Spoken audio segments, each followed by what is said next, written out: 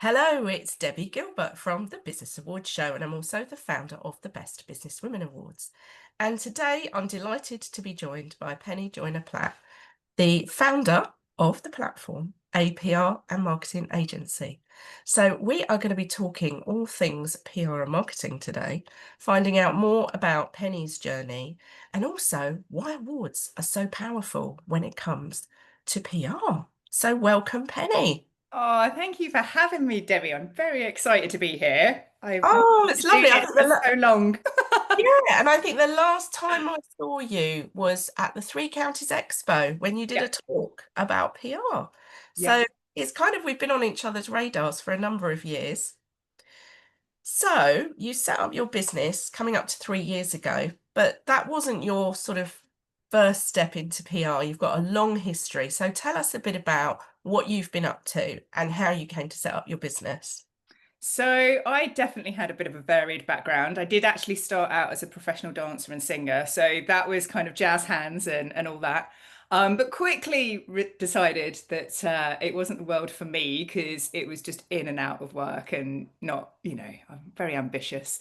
So I then went into radio because one of my friends was a DJ. He worked with GCAP Media, which is now global. So I actually started out PR marketing and working in a radio station down in Pompey, which was great fun. And that was all the events side of it, the promotions, everything else. And then went from there to ITV and worked kind of in production.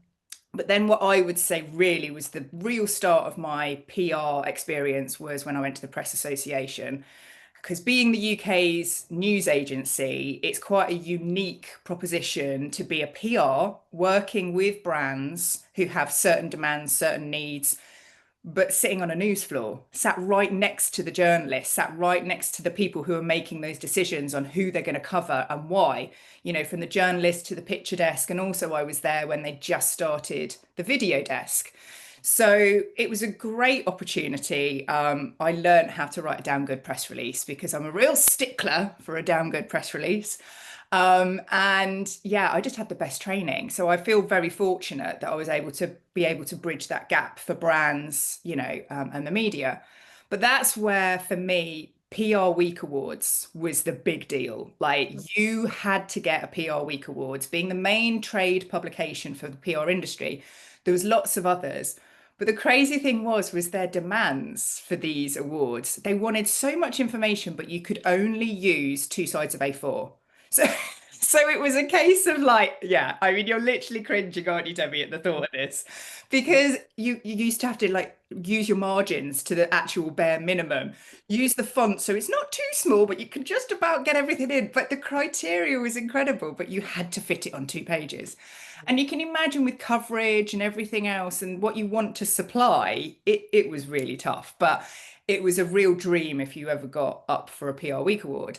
So I was always charged to write these. So from a very young age, I was writing awards for clients and of all different calibers, different sizes of business and different successes. So I learned a lot quite quickly. And then was asked to be a judge on the PR Moment Awards, which was it was a smaller online publication. But it was a real honor because to me, I was quite young. I was in my 20s at that point, but I think because, as I say, I'd kind of had that experience of seeing what it took to, really put into awards and stuff. So yeah, so it was great to actually do and be a judge and see all the work that people do and the difference of effort that goes Mm. into awards is incredible because you Yeah. kind of I don't know whether it's just me, but I'm like, if you're gonna enter, you're gonna enter. You're gonna put your all into it. You're gonna want to show off. And I know sometimes it's a bit hard to write about yourself, Mm. but if you're writing about your business and your accomplishments, I find that's easier, But I think the personal bit that you have to write about yourself is always a bit tough. No one likes writing a CV. Um, but yeah, so I found that fascinating actually sitting on the judge's side, and I'm sure you must have seen over the years. It makes me sad because I'd say we need to work out our percentages again. But the last time we did our percentages a couple of years ago, only about 40% of the entries that we get make an effort. No. Okay, that makes me even Low, more shocked. Like, low. And I'll also let you into a secret. I judged the Stevie Awards last year, which is the global awards. yeah, And I'm going back again this year to judge again. And people pay around $500 to enter, so it's a lot of money. And I was expecting the caliber to be very high because they're paying a lot of money and very similar questions to ours and similar sort of scoring system. Shocking, absolutely shocked that very few people again put in an effort.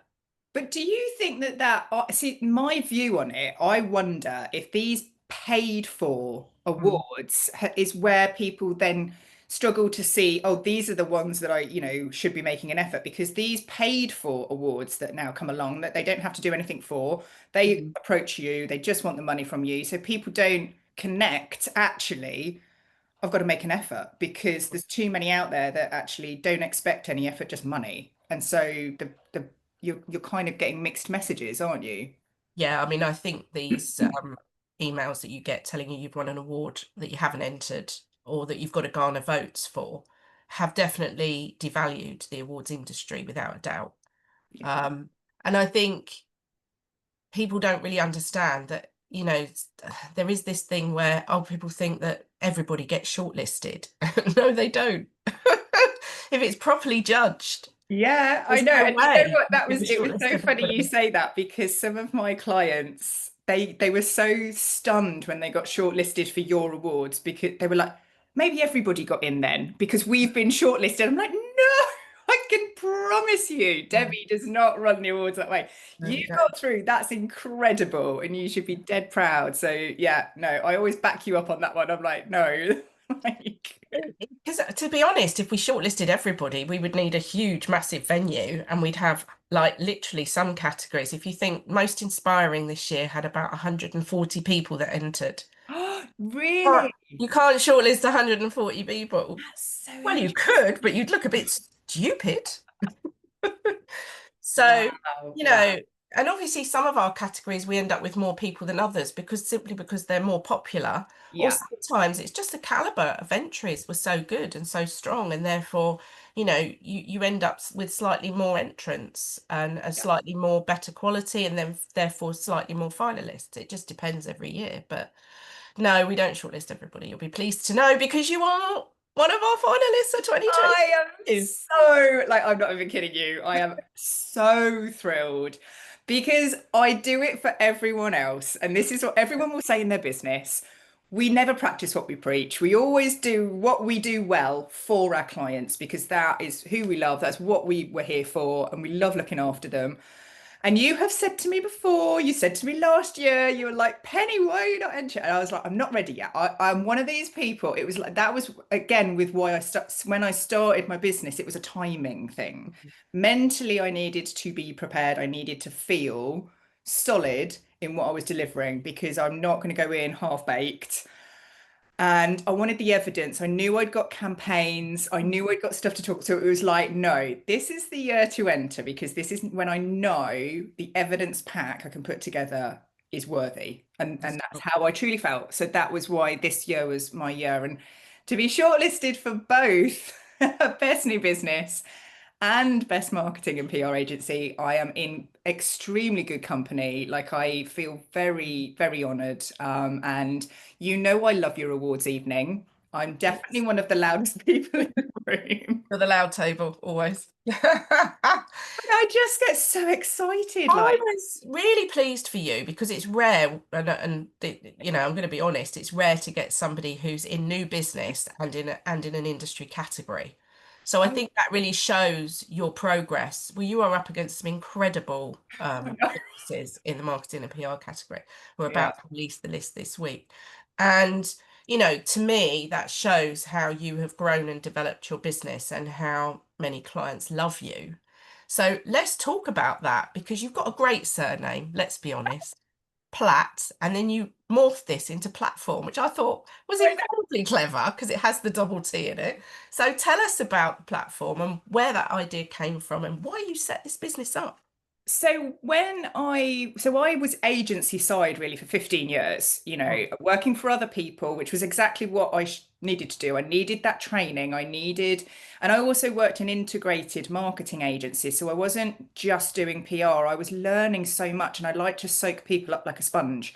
So I got like the media advertising team next to me. I'd got a creative studio. We'd built a social media team, working with all different brands. I mean, going from literally Gala Bingo to Disney on Ice to car fan belts. I mean, I've sold it all, trust okay. me. Like, there's no industry that I can't sell, like, because it's just inbred in me just to work hard for people.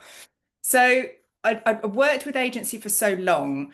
And one of my main mentors always said to me, Penny, you just need to work for yourself. Like, you are your own boss. You kind of just do things your own way. And it was just never the right time. In the last agency I was in, I was pregnant. And it was a very different world because I was doing the London commute, leaving 6 a.m. in the morning, doing the walk from King's Cross down to Farringdon. And also, I had a really bad experience. My boss actually kind of did a 180 flip on me when I told him I was pregnant, and it just became extremely stressful. And it just made me question everything of actually, do you know what? Do I want this if I've got a baby to look after? And I live in Hertfordshire. Do I want to do these long, long hours? Because even when I was home, I was on my phone. It Mm, just didn't stop. So it just started as I was like pregnant. I just started thinking about it. And then, surprise, surprise, he made me redundant when I had Freddie a couple of months later. So it was like a big push mm, that I needed. I'm really glad of that. And I will thank him every day for that because I set up platform PR and just did like freelance PR when it was COVID. And Freddie was a baby, and then I also had Oliver. So I had then two kids and I was just doing freelancing. And I was working for these lovely businesses that weren't able to actually go out and do their actual work because of COVID. So one of my first clients was a beauty parlor and she specialized in waxing and she absolutely fabulous woman and everyone adores her, got these great case studies and everything. So we just worked the whole time during COVID on her online presence and her online identity. And we did this beautiful photo shoot when we were able to get out again, built her a new website. So we just focused on the business so that then when she was back in the salon, she hit the ground running and it just flew. And I loved it. I was like, oh, I don't just want to do PR. I've learned so much during my time working from all these incredible people that when a mm, client brief comes in, it may not just be PR. Maybe they do need other areas of marketing and support and branding guidance and all this. So for me, it was then actually it's more business development. It's mm, marketing and PR and looking at an identity for a brand and where they need to be visible. So I changed platform PR to the platform and mm, created a business that basically said, come and give me your pain points about anything about getting visible or being seen or being heard. And why do you struggle to tell your story? And let mm, me answer that for you. The other thing I then introduced was my mentoring, which, as you know, Debbie, I love. It's the most rewarding thing I do because everyone deserves PR. mm, Everybody deserves, they should not have to pay ridiculous agency fees to be seen.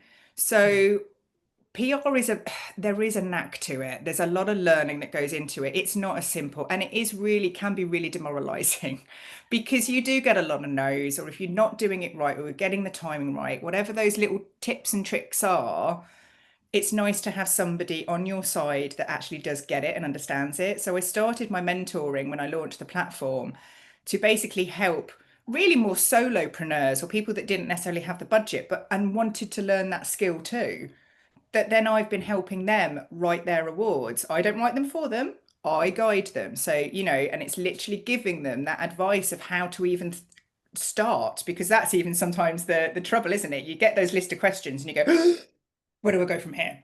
So I give them, right, this is what we're going to do. And we do it step by step. And it makes them also accountable to achieve it.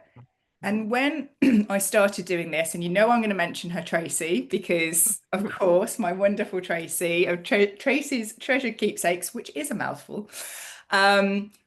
She was my first mentee.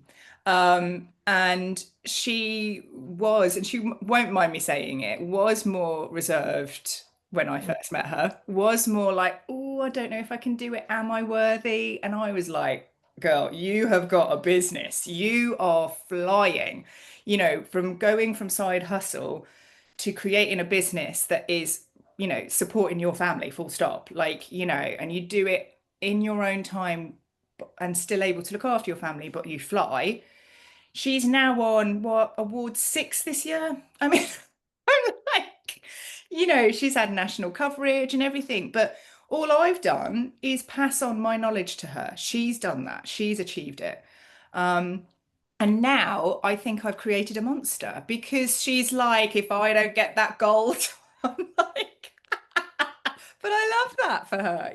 She's like, and it's just wonderful. But off the back of all the awards that she's won, she's been doing presentations for networking events, telling people this is my journey, and she's now sharing that. She never would have done that 3 years ago, So for me to be able to empower anybody in their business, no matter what stage they're at, is the reason I run my business, the reason I get up every morning and love what I do. I've got the nicest clients in the world. Like, honestly, I'm so lucky. I love spending time with them. We're Mm. like, we're kind of friends too. Do you know what I mean? Like, it literally is like Faye and Susie from Raymond James Hitchin. Like, we just get on. I mean, they sponsor a lot of different events and awards and things like that, but when we go there we have a ball. Do you know what I mean? We know it's work, and we're there to sponsor Todd in the whole festival, but we'll have a bevy whilst doing it. It's great. So let's talk about the value of awards when it comes to PR. Because I always talk about the fact that an award itself will not necessarily get you press, but it does open a door. Now Mhm. let's explore why that opens a door. Yeah. So, first and foremost, the reason that you can sometimes struggle to get coverage with awards is because there's so many. Mm. Because it's a case of how they cherry pick, who do we choose to cover, which awards do we cover. And a lot of times publications are sponsors of certain awards, so there's somewhat of a bias. So I always say to anybody when they ask me, oh, I've got this award, can I go out to press with it? And I'll always, this is the reality. Okay. So let's have a look at what we can, it gives you a reason to talk about your business. So what I tend to do is shape that press release for somebody that, yes, I'm announcing that I've just been made a finalist or I have won an award, but then you can give a bit of background on the business and maybe include a case study that backs up why you won that award and gives it real relevance. And then sometimes that can just spark a conversation for a journalist that then you develop a different feature, but it means that you've given them a reason to introduce yourself. Sometimes they absolutely love it and they go, do you know what? That's incredible. I love the fact that you've just won 2 awards as a solopreneur and you're a woman in the finance industry. All of so it's really cherry picking what will be empowering.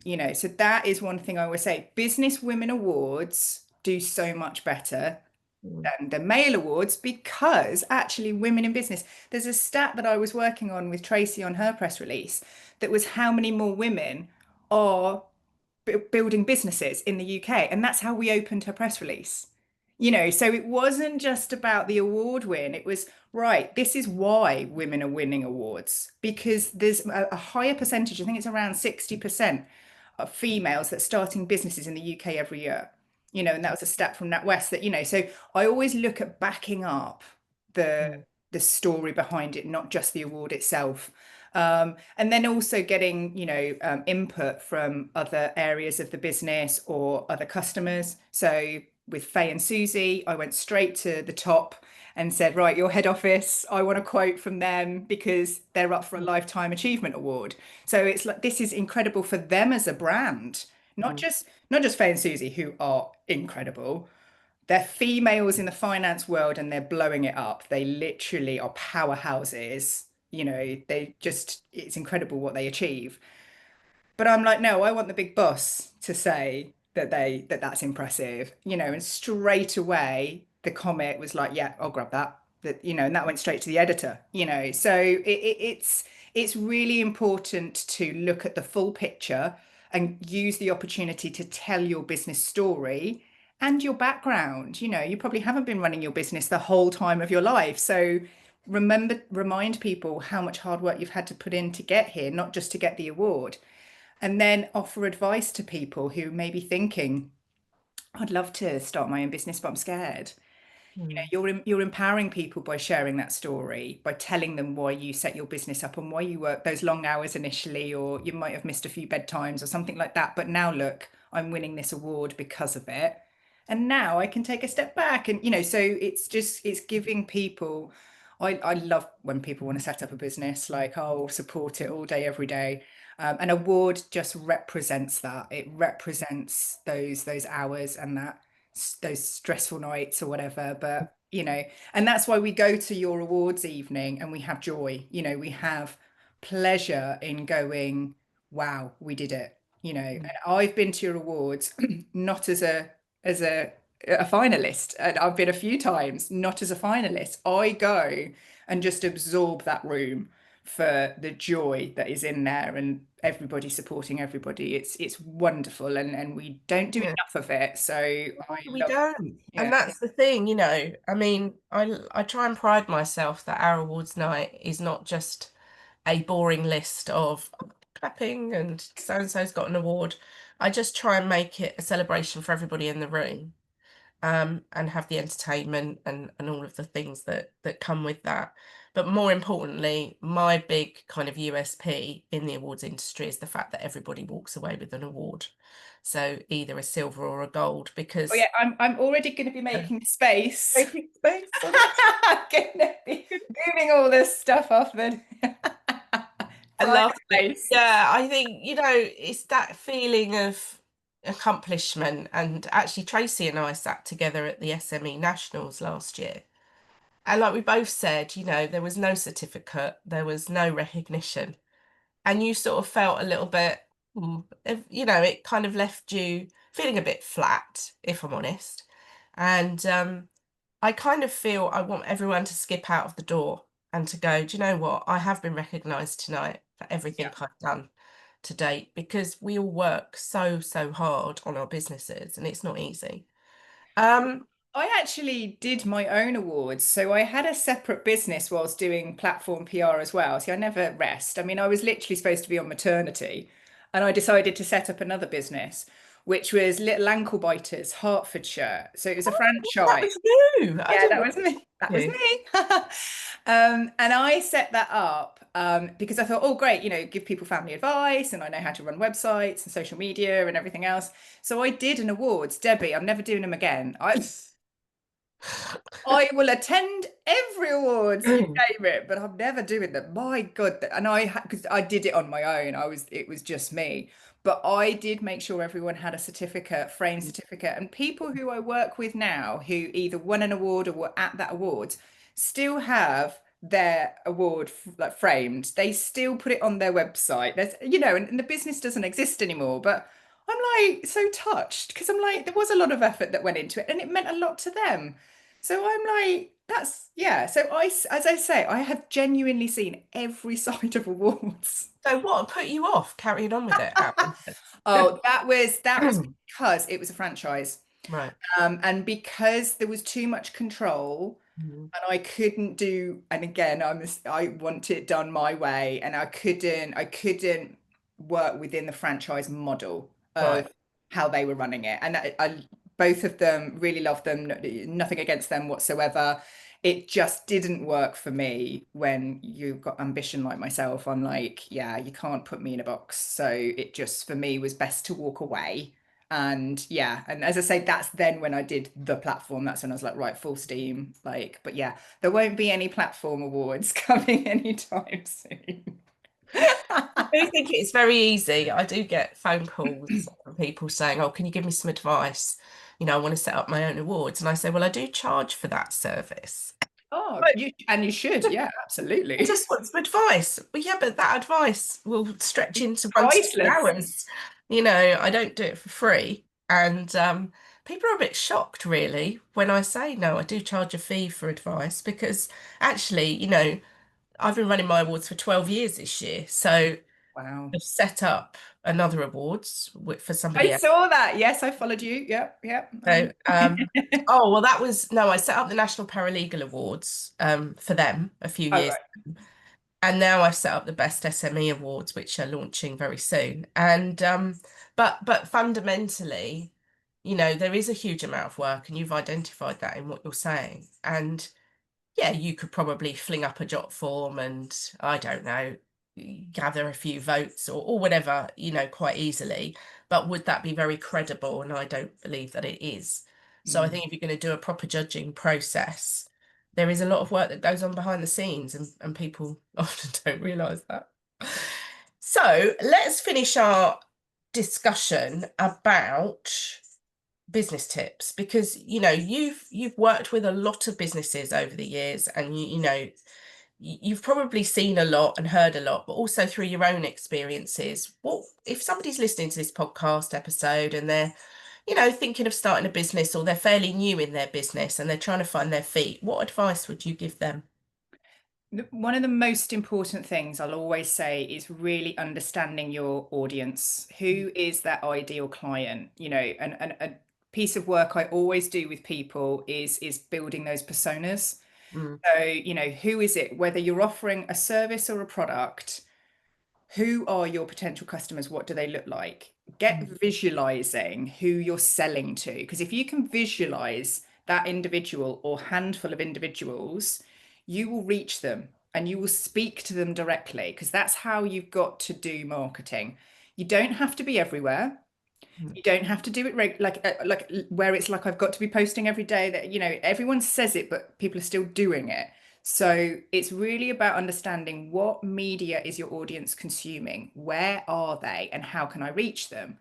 And not everything needs to be online. I actually probably get most of my business offline. I network. I am a mm, big networker, and people buy people. And I think I sell myself quite well in person. Do you know what I mean? And I feel like online is great for that promotion of your brand, great for selling your expertise and your profile, build that up.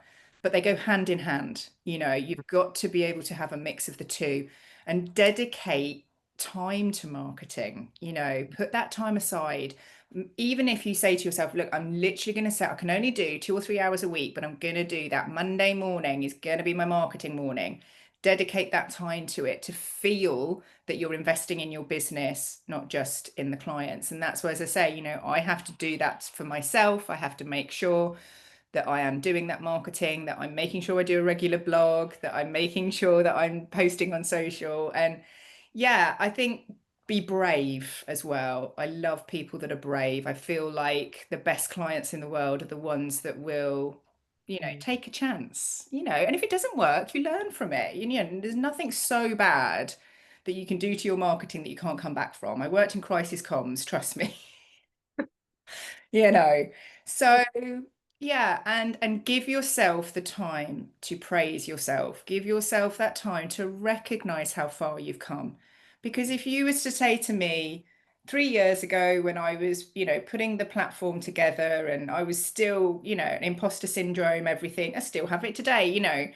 I still get nervous about things. I still get nervous about speaking events, whereas I've been speaking at events for 15, 20 years. You think I'd be an old hat at it. But just remind yourself where you were a year ago. Remind yourself where you were 5 years ago, and just go, whoa, actually, yeah, I'm doing good. That's a really good piece of advice to end today's chat. So, thank you for joining me today. I'm very excited to see you in October at the final of the Best Business Women Awards. And we will make sure your details are in the show notes. So, if people want to contact you for more advice about PR and marketing, they can get hold of you through those links. And I really wish you continued success. I think we're going to see a lot more of the things that you're up to. And keep going, because you're doing such an amazing job. So well done, Penny. Thank you. Thank you so much. It was lovely to chat to you. Thank you so much for your time. Thank you.